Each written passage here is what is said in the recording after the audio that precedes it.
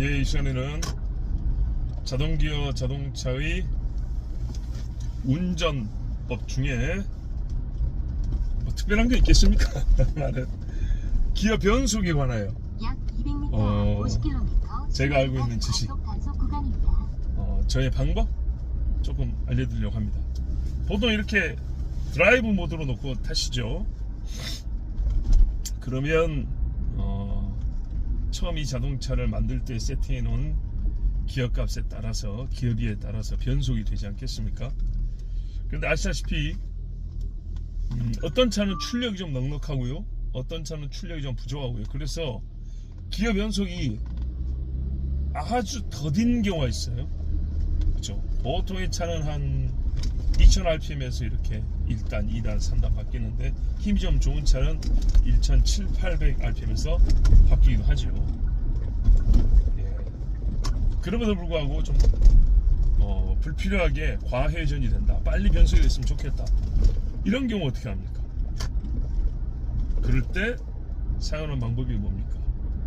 예. 이 옆에 보시면 차마다 좀 다른데 제 차 같은 경우는 더 뉴 모합인데요, 오른쪽 이렇게 레버를 제끼면 숫자가 뜨죠. 현재 기어 단수입니다. 그러면 이제 본인 차들은 타고 다니다 보면 대충 몇 킬로의 속도에 또는 얼마 RPM에 기어 변속이 된다는 걸 알 수 있어요. 예를 들면 보통 RV 차량들 같은 경우는 제가 로디우스나 스타렉스 LPG를 몰고 다니다 보면 30km에서 3단으로 올라가고요, 50km에서 4단, 70km에서 5단 올라갑니다. 그런데 힘이 좀 딸리면 어떻게 되냐, 50km에서 4단이 넘어가야 되는데 안 올라갑니다. 이렇게 수동으로 놓고 올리면 50km에서 4단이 되는데 그냥 드라이브로 놓으면 4단이 안 되는 거예요. 50km 넘고 55km 정도 가야 겨우 4단이 됩니다. 그러니까 그동안에는 과회전에 대해서 좀 엔진 회전 소리가 시끄럽죠. 그렇게 차의 특성을 알게 되면 본인이 조금 번거로우시겠지만은 수동 모드로, 반수동이죠, 놓고 기어 단수를 이렇게 변경시키는 것, 그런 것이 유용할 때가 있습니다. 자, 이 차 같은 경우에도 50km 조금 후반대 가면 6단을 넣어도 힘이 남습니다. 올라가죠. 예. 이렇게 해서 조금 연비운전할 수 있다. 물론 RPM이 낮다고 해서 연비운전, 그러니까는 연료 효율이 좋아지는 건 아닙니다. 꼭 그렇다고 보기는 어려워요. 예. 힘들게 돌아가면 또 힘들 수도 있는 거죠.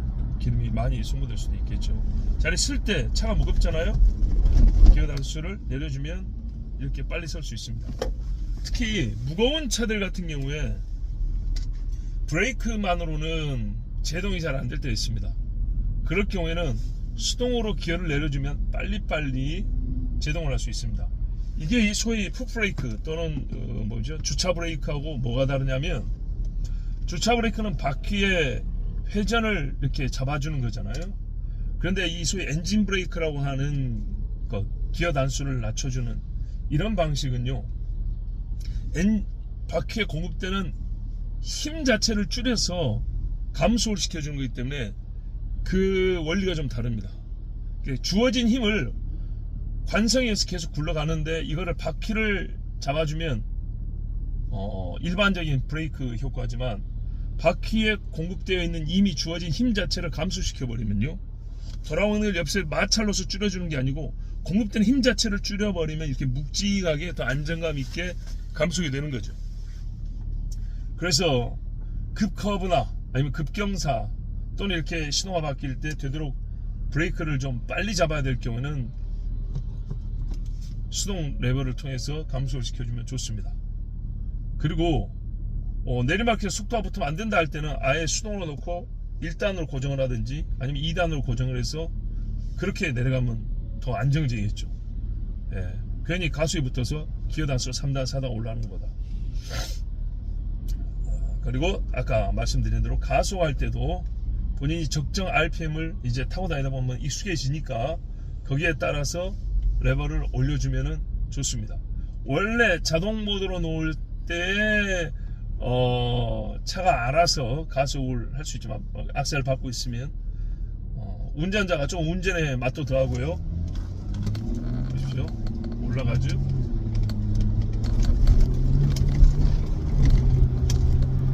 약 400m 30km 신호 감속을 위반 과속 단속 이렇게 구간입니다. 이어서 30km 신호 위반 과속 단속 하는 구간입니다. 것입니다. 자, 더 주고 싶다. 그러면은 또 이렇게 커브 돌 때 감속을 시켜놨기 때문에 더 올라가기 쉬운 거죠. 무슨 말인지 아시겠죠? 예. 약 500m 50km 캐시다운이 늦게 걸린다는 말이죠. 그래서 어떻게 하냐? 커브 돌고 나서 자, 4단으로 와서 커브를 돌고 다시 가속을 해야 되는데 기어가 2단으로 내려와 있으면 좋지 않겠습니까? 그냥 악셀만 밟았는데 힘이 딸려서 늦게 감지를 하고 2단으로 내려야 되겠군. 센서가 그렇게 감지하고 2단으로 내려서 가는 것보다 사람이 뭔지 알고 있잖아요. 이 커브를 돌고 감속한 후에 다시 가속을 해야 된다.